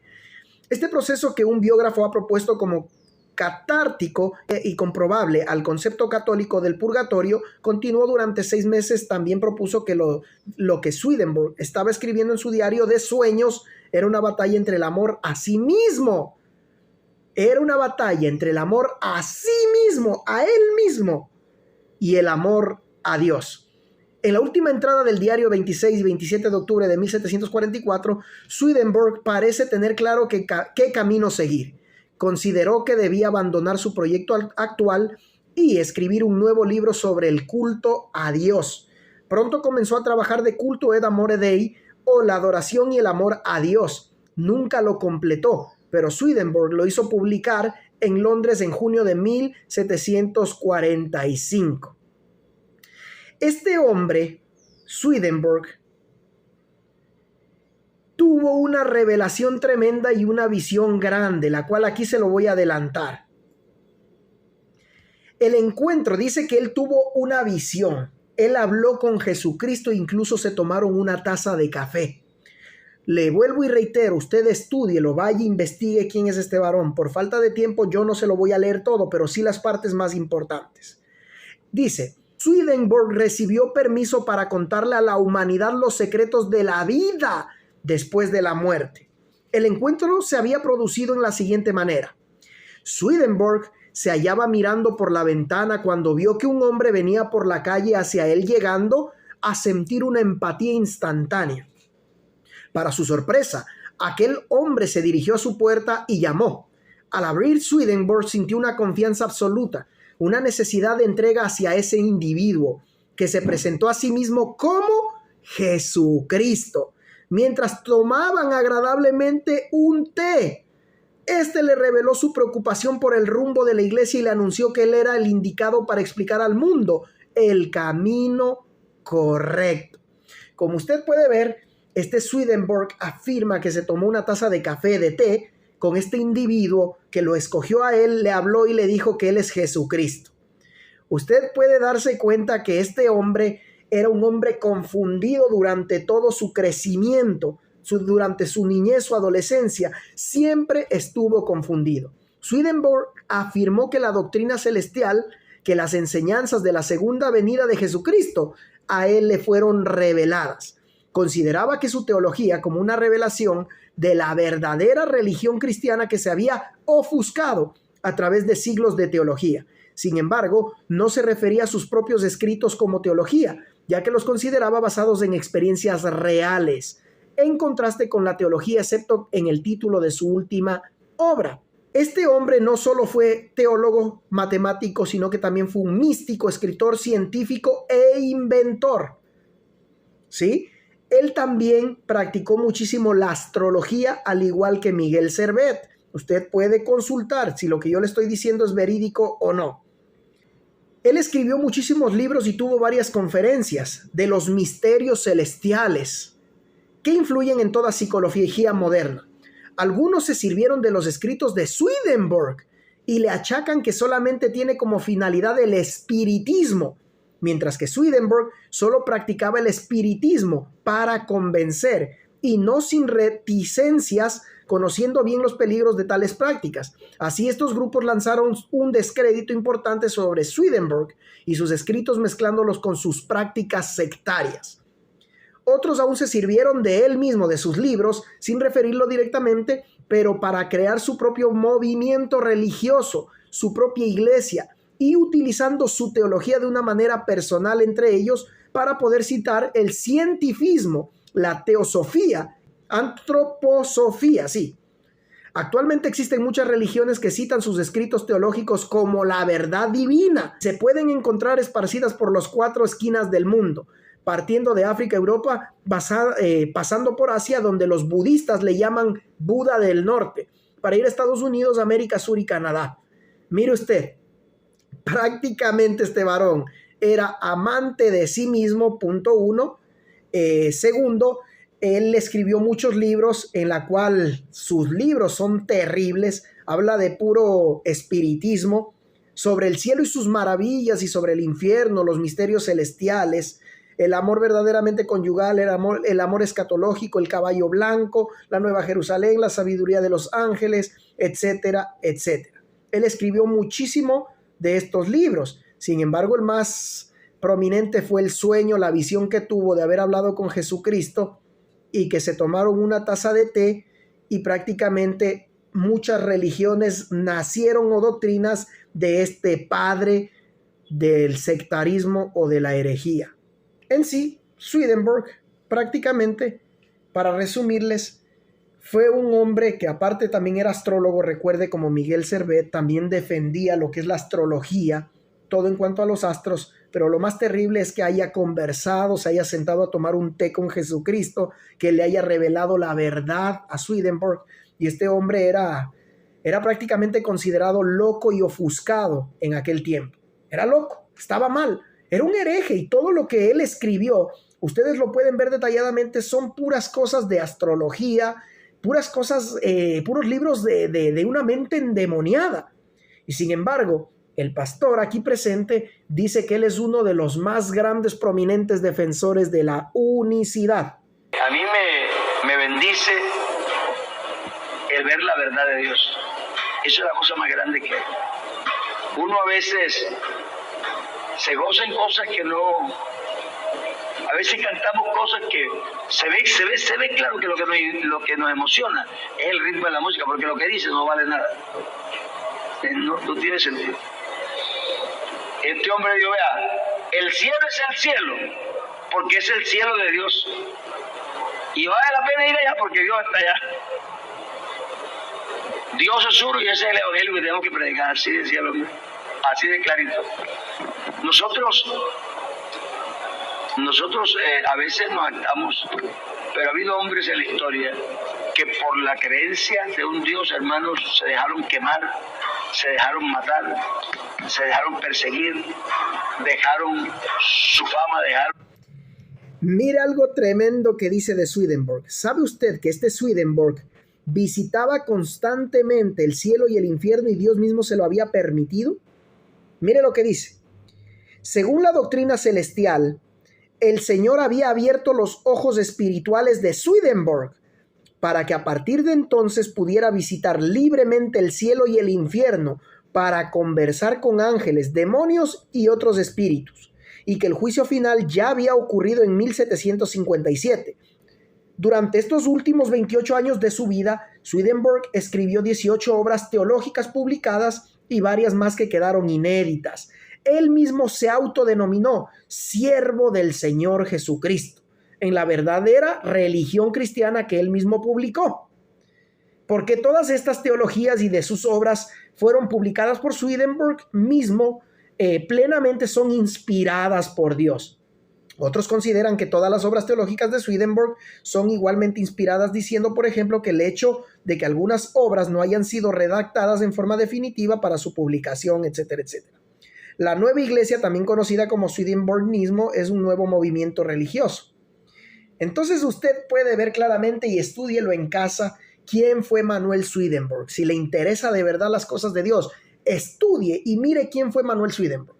Un hombre ofuscado, astrólogo, que tenía contacto constantemente con el cielo, el infierno, los demonios y los espíritus y los ángeles, y que se le presentó el mismo Jesucristo a tomarse una taza de té y a decirle que él tiene una nueva revelación. Saque usted sus propias conclusiones. Hasta este preciso instante, la doctrina unicitaria no existía, y si hubiese existido, fíjese usted quiénes fueron los hombres que defendían la unicidad. Y como le dije, siempre defendieron el unitarismo y no el unicitarismo. Su carrera, dejaron su dinero, tuvieron que huir, tuvieron que ser despatriados, en fin. Es decir, hubo gente que amó esta doctrina hasta morir. La Biblia dice ser fiel hasta la muerte. Y a todos nos gusta pensar que ese versículo significa ser fiel hasta que te mueras. Pero también puede significar ser fiel aunque te maten. ¿Cierto? Ser fiel hasta la muerte. Y yo te daré la corona de la vida. Así que Swedenborg fue un hombre muy trascendente. En el año 732, a 824, encontramos a John Miller.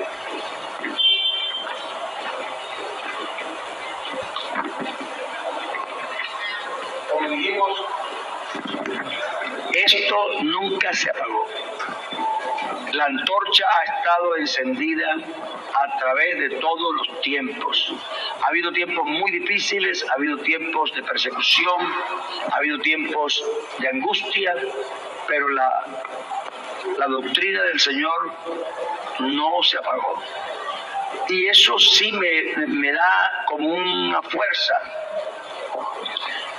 porque yo pensar que 1700 años o 1600 años se quedaron en oscuridad, hermanos, si tenemos son 2000 años de historia. No, en absoluto. Recuerde usted que no existe hasta este preciso instante, toda la historia que usted ha contado, no existía la unicidad. No existía ni existe tampoco. Bueno, existe ahora sí, pero porque ustedes mismos son quienes la están defendiendo y la que han creado una nueva doctrina. Siempre se defendió la doctrina unitaria y esos hombres nunca fueron de ejemplo. Nunca en la historia fueron de ejemplo. Fueron hombres terribles y muchos de ellos hasta endemoniados, como podemos ver. Ellos defendían esta doctrina unitaria, en la cual después surge la doctrina unicitaria. Pues le recuerdo y quiero hacerle caer en cuenta que no existe historia. Quédese todavía pensando en lo que está pensando porque no existe ninguna historia. Eso quiere decir que el 70% o 75% del tiempo se fue la luz. Imagínense, si aquí hacen huelga cuando se va la luz 2 o 3 días. Qué raro que nadie hizo huelga con 1500 años de oscuridad. Eso no se puede creer. Y la Biblia nos promete que no. Y la historia nos dice que Dios nunca hizo tal cosa ni la permitió. y creo que debemos conservar y dejarle a la posteridad la creencia que Dios nos ha revelado. Así como Dios la ha guardado por los siglos, nosotros debemos procurar, como dice la Biblia, y esto se escribirá para que lo sepa la generación venidera y los hijos que están por nacer, conozcan y adoren a Dios. Es una responsabilidad nuestra dejar lo que creemos para la posteridad. Yo he sido mucho también de los que he sido culpable de que uno no quiere escribir o no quiere. Por ejemplo, yo no me gustaba que grabaran mis sermones, pero no sé, me parece que era una equivocación. Y últimamente que algunos que he escogido los he puesto a vender por ahí, he procurado que no sean caros. Vendiendo el mensaje de la palabra de Dios. Qué tremendo.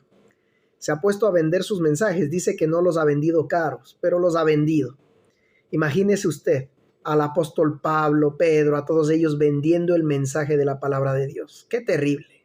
Para él es normal, pero es tan terrible. Si el apóstol Pablo dijo que gratuitamente predica el evangelio y no hay que hacer un negocio de lo que es el evangelio de Dios. Hay gente que se ha afirmado, entonces sí vale la pena. Lo que hacemos, lo que estamos grabando aquí, debe quedar grabado. ¿Habrá alguna equivocación? ¿Qué pasa si hemos hablado aquí como 7 horas, 8 horas? Algo se equivoca uno, pero quedan de 35 cosas, 32, 33 verdades. Las 2 o 3 malas, pues las borramos y ya está. Sí, uno puede esperar que uno hablando tantas horas no diga algo que esté mal dicho, ¿verdad? Pero queda, hermano, lo que Dios nos ha dado y lo que hemos discutido aquí y hemos reflexionado y hemos estudiado, queda ahí. La palabra de Dios, ¿dónde recibir la doctrina? No podemos dejar que vuelvan a decir que pasaron no sé cuántos años en la oscuridad. No, señor, no debe haber más oscuridad. Debemos dejar la doctrina bien clara y bien expuesta para que si alguien llega después de nosotros, sepa que aquí hubo un pueblo que supo quién era el Señor. Seguramente, si nos examinan, nos encontrarán algunos errores, porque nosotros mismos lo hemos reconocido y nos hemos autocriticado y hemos intentado corregirnos, pero éramos gente que honestamente creímos en un Dios todopoderoso que se manifestó como hombre y que se llamó Jesucristo. Dios nos guarde de los errores que podamos tener, pero la doctrina tenemos que conservarla, porque esa ha sido la vida y el río donde hemos bebido por años y nos hemos nutrido. Yo no creo que haya pastor que pueda decir, no, yo nunca he cometido un error, yo soy un hombre perfecto y todo lo que yo he predicado ha sido, mejor dicho, estrictamente la palabra. No, yo creo que todos en algún momento se nos fue la liebre, seguro. Pero hermanos, tenemos una verdad grande, no la vamos a perder. Gloria al Señor. Entonces, de 1913 hasta nuestros días, tenemos los unicitarios contemporáneos. El movimiento, hombre, lástima que no me traje yo un libro que me regalaron hace poco en los Estados Unidos, no se me ocurrió, pero está lleno de estadísticas de los movimientos del nombre y aún de los evangélicos aquí en Colombia que no son del nombre. Pero yo no quisiera, ya que estamos hablando de historia y de la propagación del nombre, que nosotros siguiéramos con la idea que donde no estamos nosotros no hay nombre, no hay unicidad. Eso no es verdad. Hay un hermano que se llama hermano Hanscom, no uno que está aquí en Panamá, sino otro que fue a Pakistán, era amigo mío y hermano. Esa gente empezó a predicar el nombre allá y él me escribía en esa época que yo estaba en España, me dijo, hermano Álvaro, esta gente aquí es extraordinaria. Aquí ver a un ciego sanado o un cojo que se levante, eso aquí nadie se inmuta por eso. Eso aquí en todos los cultos hay milagros. Quiero nada más recordarle al pastor que el diablo también hace milagros. ¿Recuerda usted cuando estaba Faraón, Moisés delante de Faraón? Cuando Moisés le sacaba una serpiente, le sacaba 7 serpientes. Todo lo que Moisés hacía, también el diablo lo hacía. Así que no es de sorprenderse. Tenga mucho cuidado. ¿Por qué? Porque el diablo también hace milagros. Esa no es una señal de que Dios esté en aquel lugar. Pakistán, Bangladesh, toda esa parte. Porque son gente de fe. Son gente que vienen de un mundo de fe equivocada, pero cuando llegan aquí se la ponen a Cristo y creen. El hijo de él estaba jugando y se cayó de una azotea y se fracturó el cráneo. Se le hizo una fisura y se le salió la masa encefálica por ahí. Y lo llevaron al hospital y los doctores dijeron: a este niño no tenemos, puede hasta sobrevivir porque da como un vegetal aquí, porque la masa encefálica que salió por ahí no se recupera.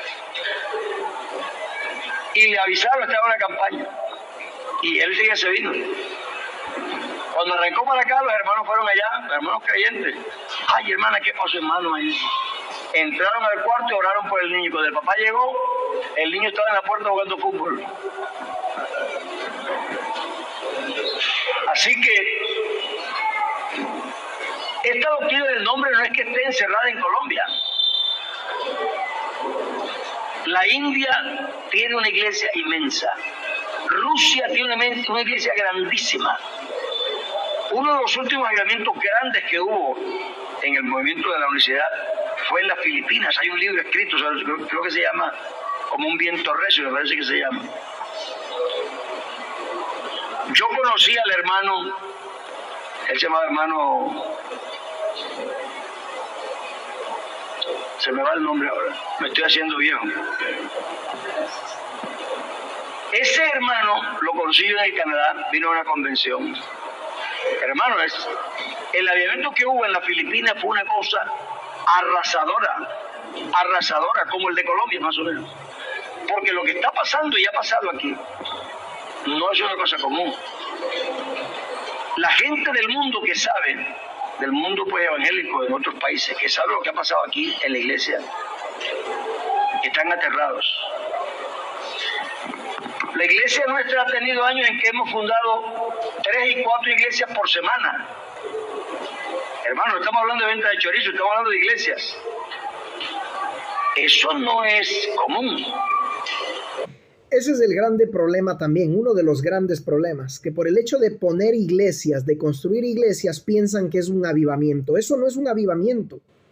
El hecho de poner iglesias es simple y llanamente porque ustedes enseñan que todos tienen que diezmar obligatoriamente, o con mensajes subliminales, que aquel que no lo hace, pues prácticamente es un cero a la izquierda en la denominación y no lo toman en cuenta.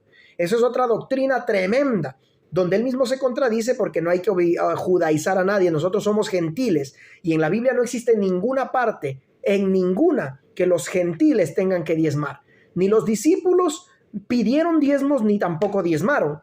Así que si están logrando construir templos es gracias al mismo pueblo. Es por ellos, porque ellos están obligados a diezmar, a ofrendar, y ustedes lo que están haciendo en vez de ayudar al huérfano, al pobre y a la viuda es crear templos. ¿Para qué? Para confundir más a la gente, para atraer más adeptos ignorantes y acostumbrarlos a su creencia ignorante. Es por eso, pero no es porque sea un avivamiento y que Dios les está dando más templos. En absoluto. No pidan diezmos y vamos a ver si logran hacerlo. No van a poder hacerlo en absoluto. ¿Usted sabe lo que es fundar 4 iglesias en una semana? Ya digo, eso no son ventas de arepas fritas. Que usted pone aquí, por ahí ya, un anafre y ya. No. La gente no se cambia de religión así. Y ojo, que Dios nos mandó a ganar almas para el cielo, para llenar el cielo de las almas, no para construir templos. En la Biblia no dice que hay que construir templos. Hay que ganar almas predicando en las calles, a las prostitutas, a los pobres, a los desesperados, a los presos. El Señor nos llamó a llenar el cielo, no a llenar la tierra de templos. Entonces lo que ha pasado en Colombia, y no es bueno que nadie nos venga a decir que ahora es que va a empezar a pasar. Tenemos 70 años de estar creciendo. Eso no quiere decir que nos vamos a descuidar y que vamos a buscar a Dios, no. Pero quiere decir que aquí algo ha estado pasando hace rato. Dios ha hecho una cosa muy grande en nuestro país y en otros países. El mundo no ha sido ajeno al movimiento de Dios. Cuando la hermana, el misionero que estuvo en Cali, no Johnston, que se murió ahí, la esposa de él había sido viuda. Cuando se casó con él, ya ella era viuda. Ella fue esposa de un misionero de China. Ellos fueron misioneros allá y había otros misioneros. Y Dios se movió grandemente, pero subió la revolución Boxer. Y los hermanos tomaron una estrategia. Disolvieron las congregaciones. Y se hicieron células, grupos pequeños, dirigidos por un hermano. Células de 20, 30 personas, no más. Se acabaron la iglesia, porque buscaban la iglesia para arrasar. Entonces el gobierno puso a una sola dirección a todos los trinitarios y la iglesia nuestra no quiso entrar en eso. Desapareció la iglesia del nombre. Pero cuando se murió Mao y dieron un poquito de libertad, ahí está la iglesia, poderosa, millones de creyentes. Así que en China comunista hay millones de pentecostales del nombre. En Rusia igual, millones de pentecostales del nombre. Entonces Dios. Qué tremenda mentira. Habla de millones. Pueden haber, sí, quizás unos 500 en todo ese país. ¿Sabe usted cuántos habitantes tiene Japón, Corea, Rusia? Son una de las naciones más grandes en el mundo entero. Y ahí lo que hay es un porcentaje pequeño porque quizás abrieron una iglesia entre tantísimas ciudades que abarca cada país. Así que él viene a hablar de millones. El movimiento pentecostal unicitario en el mundo entero son nada más 40 millones en el mundo entero.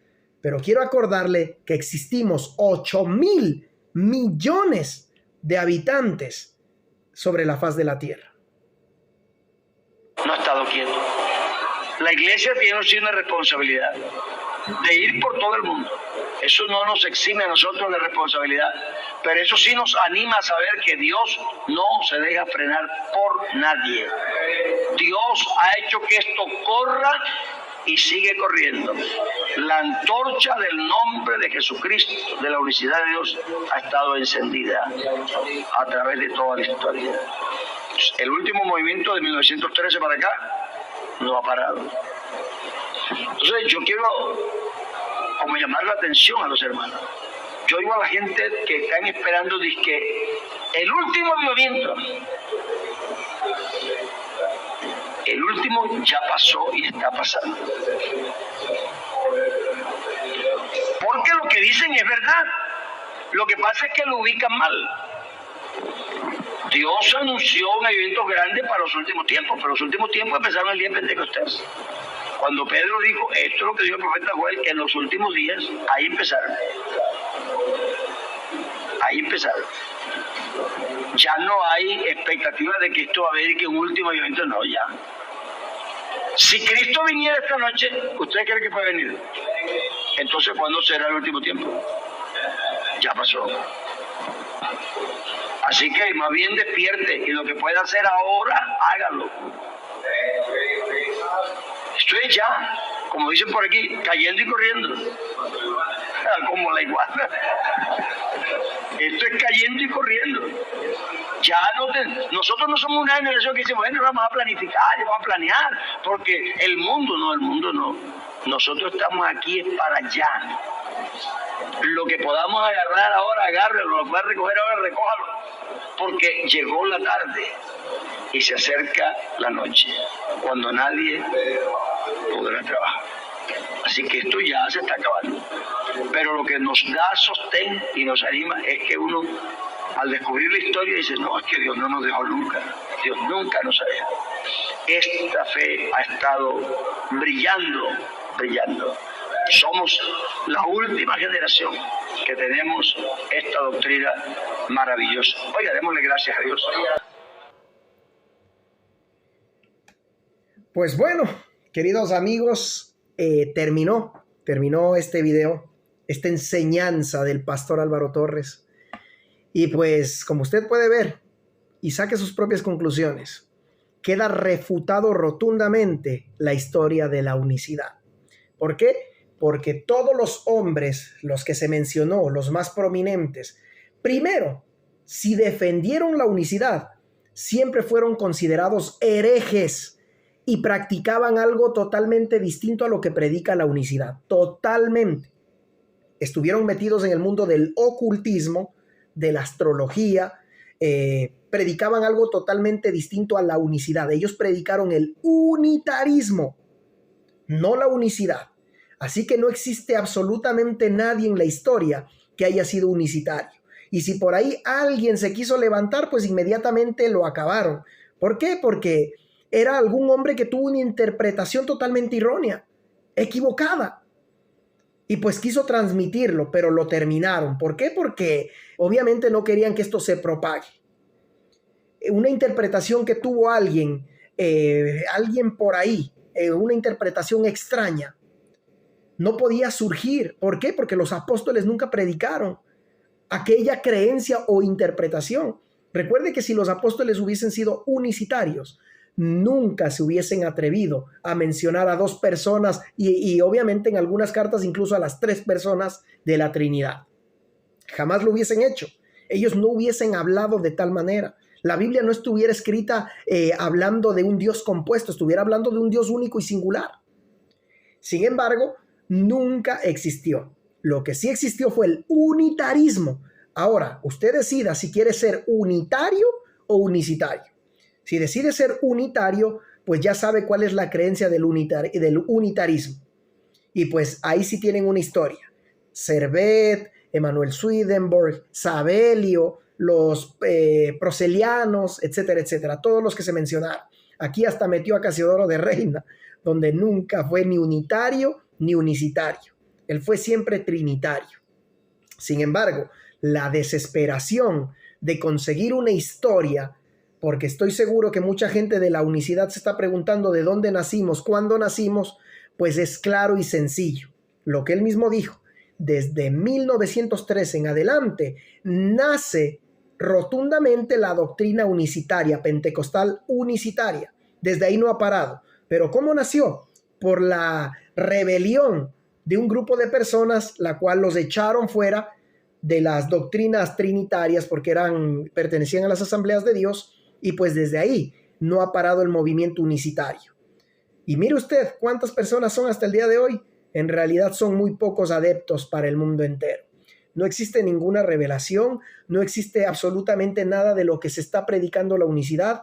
Los unitarios de los tiempos pasados en la historia nunca predicaron lo que predican los unicitarios de hoy, así que totalmente refutado. La doctrina unicitaria nace en 1913 con la rebelión de unos hombres que eran trinitarios. Después, en 1940-45, nace la IPUC, que es parte de la UPSI, que es la Iglesia Pentecostal Unida Internacional de Estados Unidos y Canadá.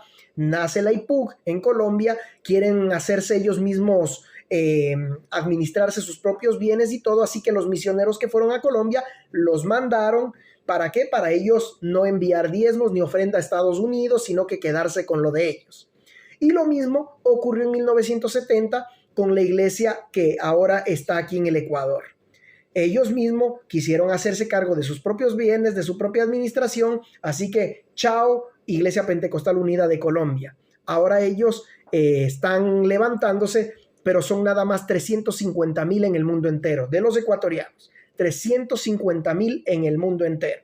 Así que, lastimosamente, no existe ninguna historia de la unicidad. La única que existe es que es una doctrina nueva que nació en 1913. La unitaria sí tiene una historia, pero ya sabemos que es una historia hereje, una historia totalmente errónea, equivocada, y todos aquellos que la defendieron siempre fueron considerados herejes y apóstatas por predicar algo que no existía, que la Biblia no lo menciona. Que Dios les bendiga y espero haya servido de algo este video. Saque sus propias conclusiones, pero yo lo que sí le puedo decir es que escudriñe las Escrituras. La Biblia es clara, concisa y rotunda y dice que el que confiese con su boca en el tiempo presente que Jesucristo es el Hijo de Dios, ese será salvo. Así que le dejo a su propia consideración. Que Dios le bendiga.